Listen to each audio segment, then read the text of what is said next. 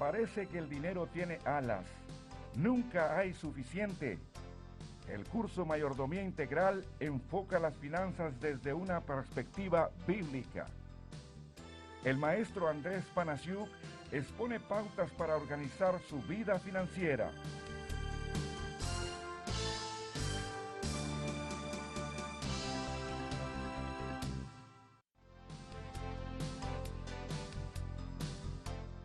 Esta lección tratará con el tema ¿cuáles son algunos conceptos bíblicos sobre el dinero?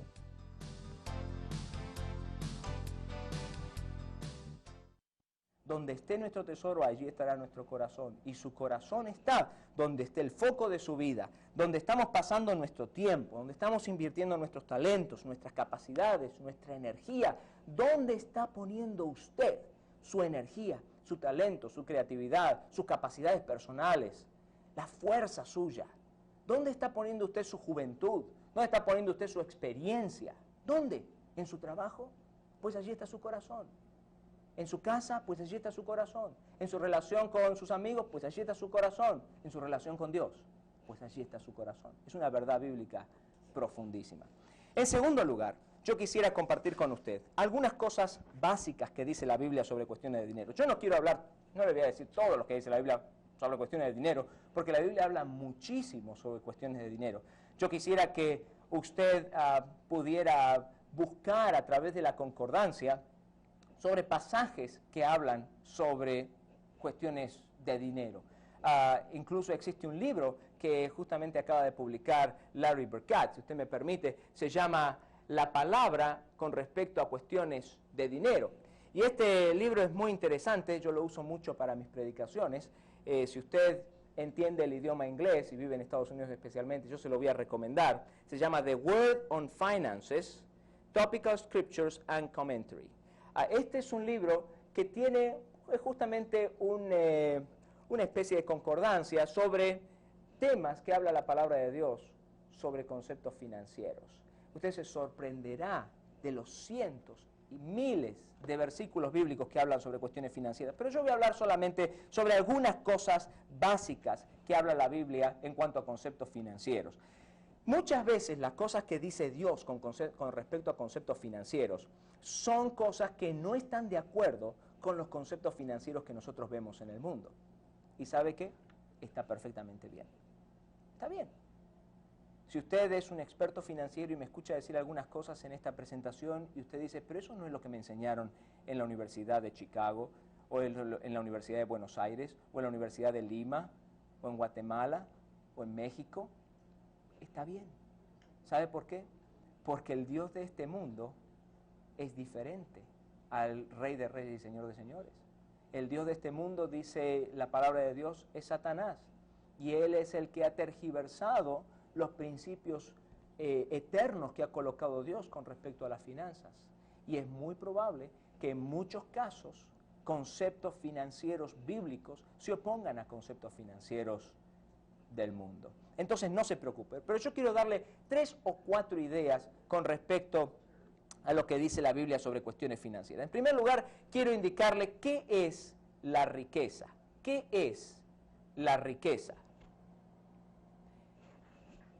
En 2 de Pedro capítulo 3, versículo 11, dice, puesto que todas estas cosas han de ser deshechas, y habla luego el apóstol Pedro y dice, bueno, no nos tendríamos que comportar bien, no nos tendríamos que cuidar, pero lo que quiero remarcar allí en ese versículo, si usted tiene su Biblia a la mano, remarque allí donde dice cosas, puesto que todas estas cosas han de ser deshechas. Uno de los conceptos importantísimos en la palabra de Dios es que las riquezas y los bienes materiales son intrascendentes, no trascendentes. Trascendentes son las cosas que van más allá de nuestra propia existencia y más allá de la existencia de este mundo. Las cosas intrascendentes son las cosas que no trascienden la existencia de este mundo. Por ejemplo, las cuestiones materiales son intrascendentes, se quedan en esta tierra. Las relaciones interpersonales, la salvación de un alma, usted trae a alguien a los pies del Señor, esa relación que se ha formado allí es una relación trascendente. ¿Por qué? Porque usted se va a encontrar con esa persona cuando llegue al cielo. Porque usted ha impactado la vida de ese ser humano por toda la eternidad. Las relaciones interpersonales, nuestra relación con Dios es una relación trascendente. ¿Por qué? Porque va a ir más allá de la existencia de este mundo. Los bienes materiales, el dinero es intrascendente. Y si usted ha vivido en alguno de los países latinoamericanos que ha sufrido hiperinflación, usted sabe de lo que yo estoy hablando, ¿no? Esa sensación de que hoy tenemos y mañana ya no lo tenemos. Hoy tenemos nuestra casa, mañana ya no la tenemos. Hoy tenemos nuestro auto, mañana lo tenemos que vender. Hoy tenemos una buena cuenta en el banco, mañana vale la mitad. Pasado ya no vale nada. Claro, son cuestiones intrascendentes. Y en Latinoamérica en los últimos años hemos aprendido ese tipo de cosas. Pero muchas veces, para la gente que vive en una mejor posición o la gente que incluso está viviendo en estos últimos años en un resurgimiento económico, nos olvidamos de que las cuestiones materiales son trascendentales. Se dice que Rockefeller cuando murió era el hombre más rico del mundo. Entonces un señor del Wall Street Journal fue a hacer una entrevista, quería hacer una entrevista y hacer una historia sobre este hombre que se llamaba Juan Rockefeller, ¿no? John Rockefeller. Entonces este hombre llamó a uno de los asesores del señor Rockefeller, un contador, el contador ejecutivo, y le dijo: señor contador ejecutivo, ¿usted me podría decir cuánto dejó John Rockefeller? Y el contador esperó un segundo y le dice: sí, cómo no, lo dejó todo. ¡Lo dejó todo! ¡Claro! Por supuesto, Rockefeller no se llevó al otro mundo ni un peso de todos los miles de millones que tenía en esta tierra. Y eso le va a pasar a usted y me va a pasar a mí. Nosotros cuando partamos de esta tierra, cuando el Señor venga en su gloria, todo lo que nosotros vemos va a ser deshecho, va a ser desintegrado, va a desaparecer. Y todas estas cosas simplemente no van a existir más. Esto es lo que la Biblia habla sobre heno, hojarasca, cuestiones que cuando viene el juicio de Dios se van a quemar, van a desaparecer. Debemos cultivar en nuestra vida cosas que sean trascendentales, cosas que cuando el juicio de Dios llegue a nuestra vida se conviertan, sean en oro, plata, piedras preciosas, cosas que no paren, cosas que no se deshagan con el fuego de Dios, cosas que queden para toda la eternidad. Debemos empezar a preocuparnos seriamente en cultivar en nuestras vidas cuestiones que sean trascendentales. Cuando nosotros invertimos cosas intrascendentes como el dinero en ganar a otros para el Señor Jesucristo, estamos invirtiendo en cuestiones que sean trascendentales. ¿Por qué? Porque esa persona va a ser cambiada para toda la eternidad. Entonces, ¿qué es la riqueza? Es algo intrascendente, algo que va a pasar, algo que el Señor nos da para que lo manejemos el día de hoy, pero que algún día nos lo puede quitar y seguro que lo vamos a dejar en esta tierra. En segundo lugar, yo quisiera decirle, ¿qué es un mayordomo? ¿Qué es un mayordomo? Un mayordomo es una persona que maneja los bienes de otros.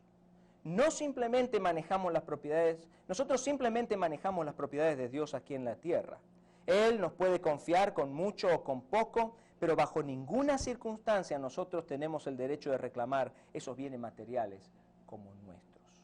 Mayordomía no es una forma de levantar fondos en alguna de nuestras iglesias.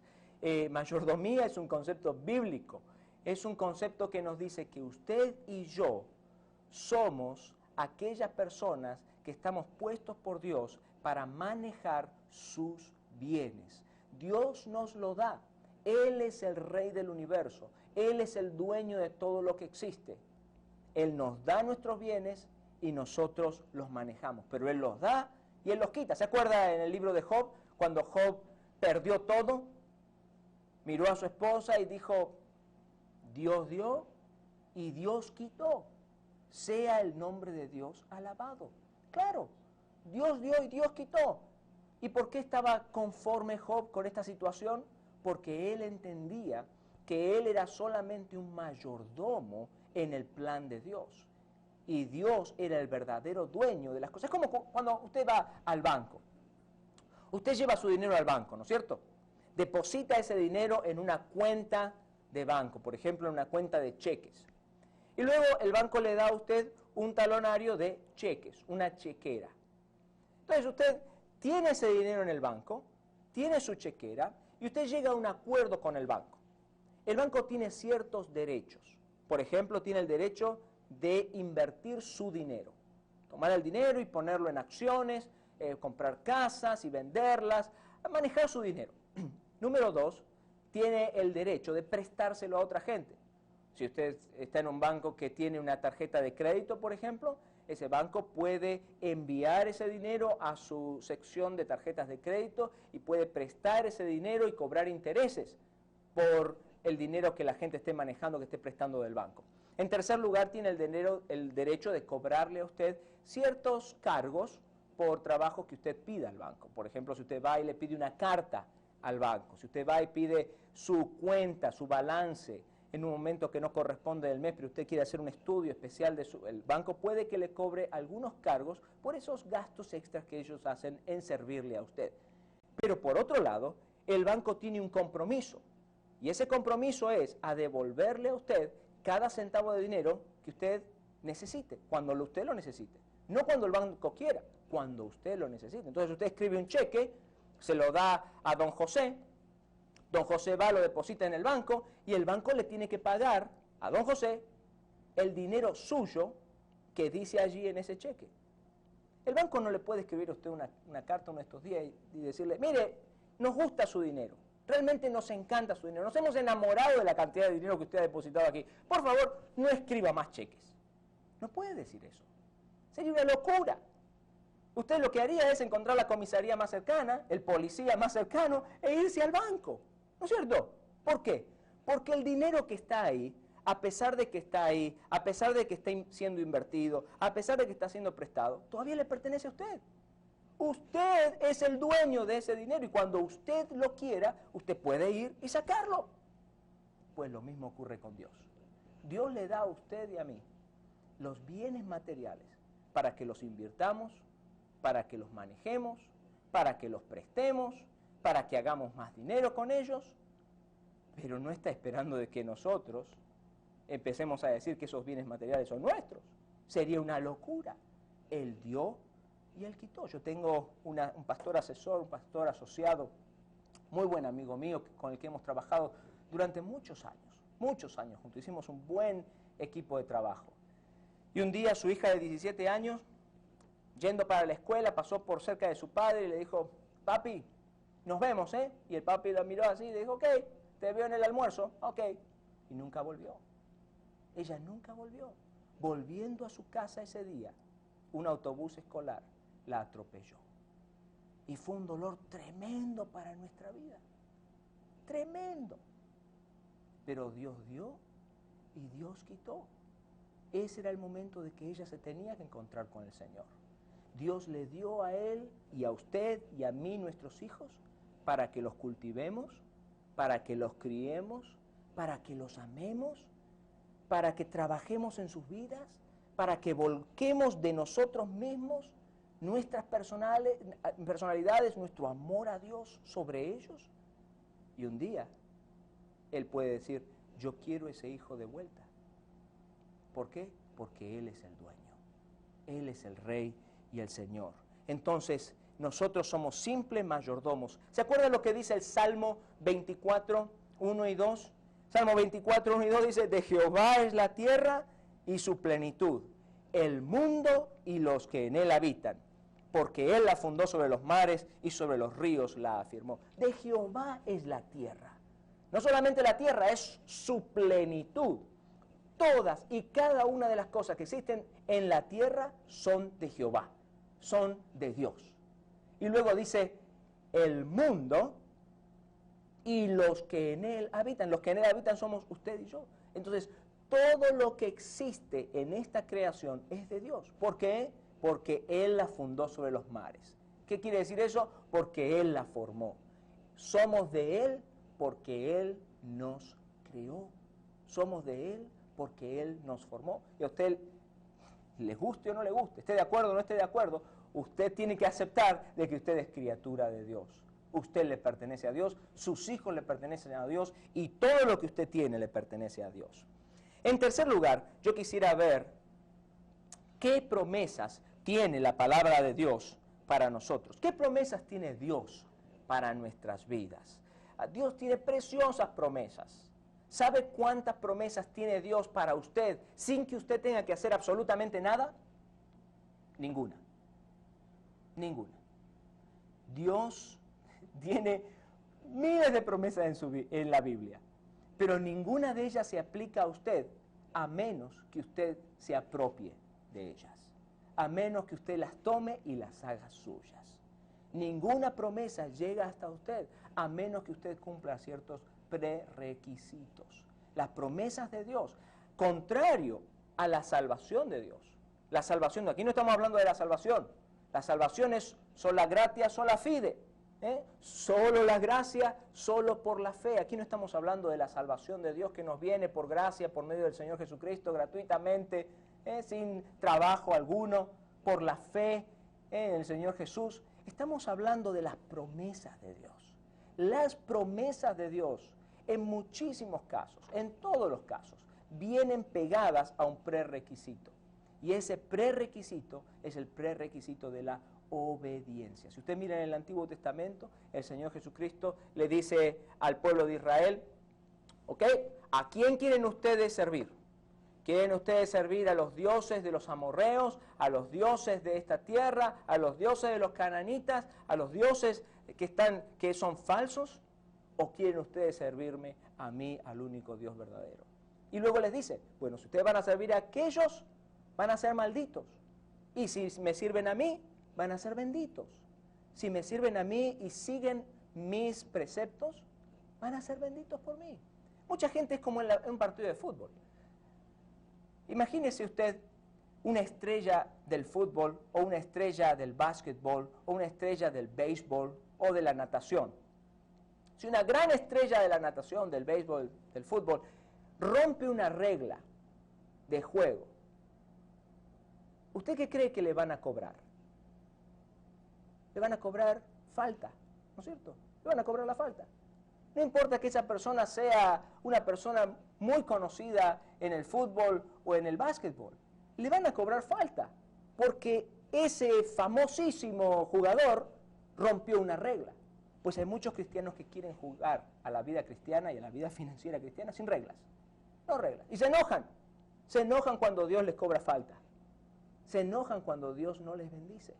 Pero muchas veces la bendición de Dios no viene a la vida de uno, porque uno ha estado violando constantemente los principios bíblicos financieros que Dios nos manda en su palabra. Entonces no puede haber bendición muchas veces, porque nosotros estamos en pecado o no estamos siguiendo las enseñanzas de Dios. Entonces hay ciertas promesas de Dios, y yo le voy a dar 2 o 3 nomás el día de hoy, pero hay ciertas promesas de Dios para nuestras vidas, pero el prerequisito para esas promesas es la obediencia. Hay mucho énfasis el día de hoy en los milagros que puede hacer Dios en su vida, que los puede hacer, en las cosas que Dios puede hacer en su vida, que las puede hacer, en las cosas que Dios le puede dar a usted, que se las puede dar, por supuesto que se las puede dar porque Él es Dios, pero hay muy poco énfasis en la obediencia a Dios, muy poco énfasis. Yo veo que cada vez estamos predicando menos y hablando menos sobre la obediencia a Dios. Debemos volver a los principios básicos bíblicos para obedecer a Dios y para que Él nos bendiga. 2 o 3 promesas, ¿ok? La primera es la promesa de la paz. La promesa de la paz. Yo defino la paz como la ausencia de miedo, frustración, ira y preocupación. Usted puede definirla como quiera, pero yo creo que la paz es la ausencia de miedo, de frustración, de ira y de preocupación. En Juan 14, 27 dice, mi paz os dejo, mi paz os doy. No como el mundo la da. El Señor Jesucristo nos da de su paz. El Señor Jesucristo nos dice, yo le voy a dar una paz a usted como el mundo no se la puede dar. Y nosotros tenemos muchas veces la paz de Dios en cuanto a la salvación. Pero ¿qué hay en cuanto al bolsillo? Llegamos a casa y nos da dolores de cabeza la forma en la que manejamos nuestras finanzas. Andamos contando los los pesos o los dólares o los bolívares o lo que sea, ¿no? Cual sea su dinero, el dinero que usted manejamos, y contamos nuestro dinero, no me alcanza para fin de mes. Ahí andamos preocupados. Entonces andamos con paz en algunas áreas de nuestra vida, pero cuando llegamos al área financiera no tenemos paz. Y no tenemos paz porque no estamos obedeciendo al Señor. Yo me acuerdo de una historia que contó justamente el hermano Larry Burkett, que me pasó algo similar a mí también en mi consejería personal, de una parejita que vino a verle. Él vivía en Atlanta en esa época, Atlanta, Georgia, en Estados Unidos. Y lo vino a ver esta parejita y le dice, pues señor Burkett, hacemos $15,000 al año y no se puede vivir aquí en Atlanta con $15,000 al año. Entonces él se sentó con ellos, hizo un presupuesto, miró lo que gastaban y era cierto, no se podía vivir con $15,000 al año, más o menos unos $1,200 por mes. En Atlanta en ese momento el alquiler estaba muy alto, la comida, todo estaba demasiado alto, no podían vivir. Entonces le dice, bueno, miren, vayan a sus casas, controlen los gastos, hagan una lista de gastos que ustedes tienen, vuelvan a verme de aquí a un mes y vamos a conversar del asunto. Dijo, bueno, voy a pensar a ver cómo les puedo ayudar a esta gente a sobrevivir con ese sueldo tan bajo en esa época aquí en Estados Unidos. Casi inmediatamente después que estos muchachos se fueron, llegó otra pareja un poco mayor y le dice, bueno, ¿cuál es su problema? ¿En qué le puedo servir? Y dice, bueno, el problema es que nosotros no hacemos suficiente dinero. No tenemos suficiente entrada de dinero. Hacemos solamente $25,000 al año. Y apenas nos alcanza el dinero para vivir. Entonces sacaron una planilla como la que les voy a mostrar antes de finalizar este curso en uno de los videos. Hicieron una cuenta de sus gastos. Bien, y se dieron cuenta, la verdad, no se puede vivir con esa cantidad de dinero.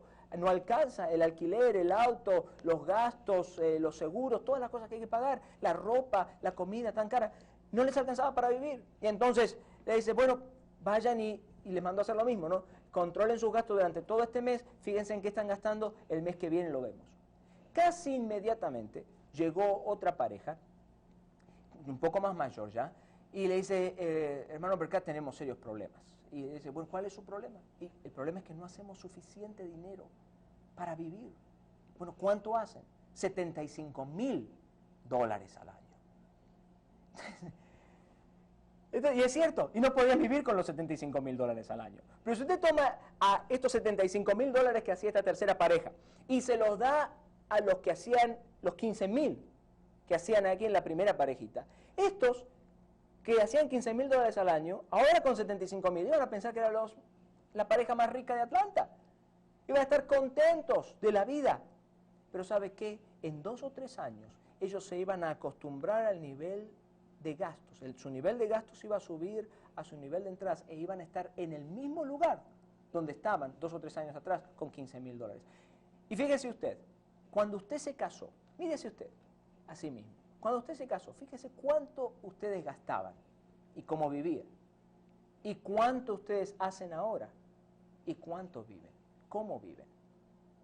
Compare las entradas de dinero que usted hacía cuando usted recién se casó y la entrada de dinero que usted hace el día de hoy.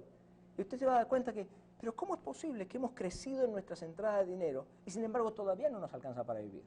Es porque lo importante no es lo que ganamos, es lo que gastamos. Eso es lo importante. ¿Cómo gastamos? Y no cuánto ganamos. Entonces, una de las cosas que Dios nos prometió es la paz. La segunda cosa que Dios nos prometió es la provisión. La provisión. Dice el libro de Mateo, capítulo 6, versículo 33, mas buscad primeramente el reino de Dios y su justicia, y todas estas cosas os serán añadidas. Buscad primeramente el reino de Dios y su justicia. Entonces, número 1 es obediencia.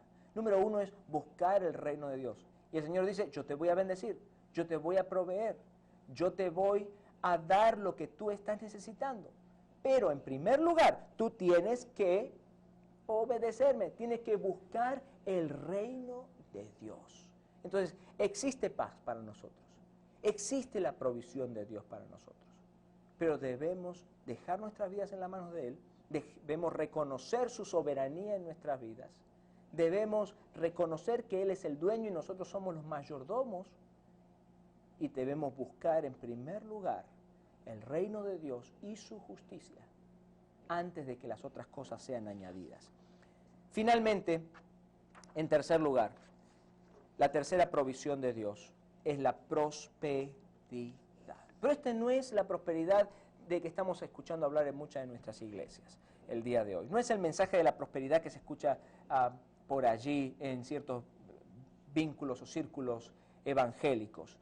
Dios no está obligado a prosperarnos. Por allí hay gente que dice que Dios nos va a prosperar no importando qué. Que si nosotros le damos 10, Él nos va a dar 20. Si le damos 50, Él nos va a dar 100. Si le damos 100, Él nos va a dar 200. Pero en la palabra de Dios, eso no es una enseñanza bíblica. Eso es una enseñanza de los hombres. La enseñanza bíblica dice de que si nosotros le damos a Dios, Dios no está obligado a darnos a nosotros, porque nosotros le dimos.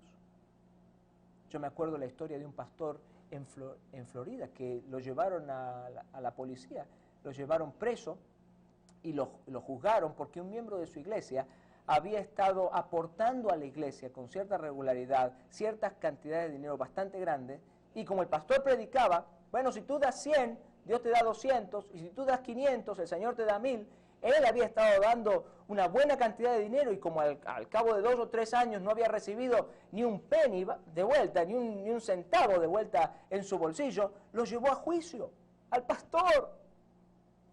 ¿Por qué? Porque él estaba creyendo de que si él le daba $1000 a Dios, Dios le estaba comprometido en darle $2000 a él de vuelta. Pero eso no es cierto. La palabra de Dios nos dice que Dios es soberano y Él puede decidir a quién le da y a quién no le da. Dios ha decidido prosperarnos, pero a uno nos prospera en un área y a otros les prospera en otro área. A algunos les prospera en el área económica, a otros les prospera en el área espiritual, a otros les prospera en el área familiar. Hay diferentes razones por las que Dios da y por las que Dios no da. Si vemos el libro de Romanos, permítame tomar las Sagradas Escrituras y ver en el libro de Romanos, capítulo 11, si usted tiene su Biblia allí, ábrala conmigo. Yo creo que este verso fue escrito específicamente para este tema de la prosperidad, porque el apóstol Pablo dice en el verso 34 y 35, porque ¿quién entendió la mente del Señor? ¿O quién fue su consejero? ¿O quién le dio a él primero para que le fuese recompensado? Dice el apóstol Pablo, ¿quién le va a dar a Dios para que lo obligue a Dios a recompensarle a él de vuelta? Nadie, por supuesto. La palabra de Dios cuando habla de prosperidad no habla de una prosperidad económica como la que muchas veces estamos escuchando el día de hoy. Dios nos promete prosperarnos, pero Dios no nos promete prosperarnos así nomás, y Dios nos promete prosperar a todo el mundo económicamente. Dios tiene una razón por la cual quiere prosperar a alguien económicamente o no quiere prosperar a alguien económicamente. Por allí el hermano Berkat contaba una vez una historia de un amigo suyo que era considerado en esa época el 6º hombre más rico del mundo. Muchísimo dinero. Tenía como 3.500 millones de dólares en sus cuentas bancarias y en sus inversiones. Mucho dinero, mucha plata. Y sin embargo una vez lo llamó por teléfono. Y le dice, ¿qué tal? ¿Cómo estás, Berkat? ¿Cómo te va? Muy bien, muy bien. ¿Por qué me llamas? Mira, tengo un problema aquí. Estoy pensando en comprarme un auto, pero no sé si me voy a comprar un auto 0 kilómetros o me voy a comprar un auto que tenga 1 año de uso. ¿Tú qué crees? ¿Cuál es la mejor inversión? Porque cuando uno saca el auto del garage, 0 kilómetros, lo saca del garage, ya perdió una cantidad tremenda de valor. ¿No me convendría comprarme uno de 1 año de uso? Y cuenta el hermano Berkat que él pensó, pero esto es como elegir entre papas fritas o ensalada para este hombre tan rico. Es como, para mí no sería ningún tipo de problema si yo tuviera la cantidad de plata que tuviera él. Y se lo dijo, eran buenos amigos. Y este amigo le dijo, mira Larry, la razón por la que te estoy preguntando esto es porque yo tengo conciencia de que cada dólar que yo tengo no es mío, sino es del Señor. Y yo quiero usarlo como corresponde. Yo quiero ser un buen mayordomo del dinero que me da el Señor. Y yo quiero ser también de buen testimonio para aquellos millonarios que son amigos míos, que me rodean y que no le conocen a Él como su Salvador personal. Dios había puesto a este millonario allí, en el tope de esta compañía y con esta cantidad de dinero para hacer luz y sal en el lugar donde él estaba. Con gente con la que usted y yo jamás nos vamos a poner en contacto. Pero allí estaba él dando testimonio de Dios. Por otro lado, cuenta la historia de un pastor chino que fue a visitarlo una vez con un amigo también y fueron a comer a un restaurante y se pusieron a comer y el hermano Berkat lo miró y no estaba muy bien vestido este hombre chino. Y al principio no le dio una muy buena impresión, pero escuchando el testimonio de él, su respeto por este hombre creció tremendamente. Cuando empezó a escuchar del martirio, de las persecuciones, de las cosas que había pasado. Este hombre era un hombre que estaba a cargo de un batallón de Mao Zedong, enviado a matar a gente, enviado a eliminar a políticos que estaban en contra del gobierno comunista o a gente que era cristiana. Y cuando llegó este batallón a una de las aldeas cristiana, una aldea que la gente era cristiana, se acercó a un hombre que estaba llevando agua en sus hombros y le dijo, señor, ¿me puede decir por favor quién es el jefe de este lugar? ¿Quién es el jefe de esta? Y el hombre dejó su vasija de agua y le dijo, pues yo soy. No, momentito, usted me parece que no me está entendiendo, le dijo este señor. Yo le estoy preguntando a usted, ¿quién es el jefe? ¿Quién es el que manda en esta villa? Y este señor que estaba acarreando el agua dice, pues ¿sabe qué? En esta villa somos todos cristianos y en una sociedad cristiana los jefes son los que sirven. Y mi trabajo como jefe es servir a todo el mundo aquí.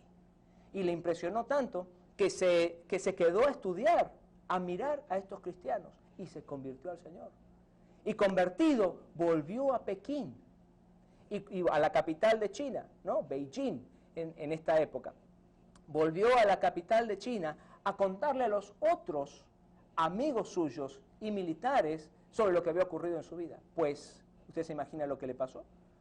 Le mataron a su esposa, le mataron a sus hijos, le mataron a su familia, mataron a toda la gente que él conocía por causa del Evangelio. Y luego había pasado 27 años preso por causa del Evangelio. Y cuando lo sacaron, lo primero que hizo fue ir a predicar el Evangelio a las calles de China comunista.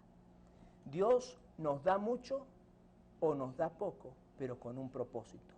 Al millonario le dio para que sea testimonio entre aquellos que tenían mucho. Y al pastor chino le quitó para que sea testimonio, sal y luz, en un lugar donde usted y yo jamás vamos a poder entrar con la luz del Evangelio. Vamos a tomar un recreo, unos 15 minutitos, y ya volvemos con la siguiente sesión.